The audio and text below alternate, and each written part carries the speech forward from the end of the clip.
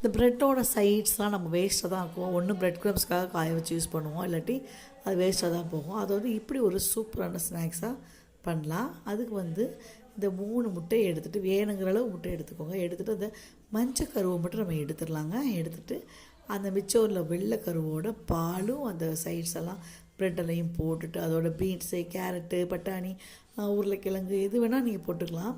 போட்டுட்டு கொஞ்சம் chilli flakes, கொஞ்சம் அரிசி மாவு பைண்டிங்காக போட்டிருக்கோம், இல்லாட்டி கொஞ்சம் வந்து கார்ன்ஃப்ளவர் கூட போட்டுக்கலாம். போட்டு நல்லா மிக்ஸ் பண்ணிவிட்டு இதை வந்து நம்ம வந்து இந்த மாதிரி அளவாக ஊற்றிக்கலாம். நம்மள கையிலேயே நம்ம வந்து சும்மா அதை அப்படியே தட்டிடலாம். நம்ம லைஸாக அடை தட்டுற மாதிரி கூட தட்டிட்டு இந்த மஞ்சள் கருவை அப்படியே மேலாப்பில் வச்சுட்டு அப்படியே டோஸ்ட் பண்ணி எடுத்துட்டோம்னா, பட்டர் போட்டு டோஸ்ட் பண்ணால் இன்னும் சுவையாக இருக்கும். 2 பக்கம் டோஸ்ட் பண்ணி எடுத்துருங்க. அருமையான ஈவினிங் ஸ்நாக்ஸு குயிக்காக பண்ணிடலாம். கண்டிப்பாக இந்த ரெசிபி நல்லா தான் இருக்குது. ட்ரை பண்ணி நீங்களும் ட்ரை பண்ணிட்டு சொல்லுங்கள். தேங்க்யூ.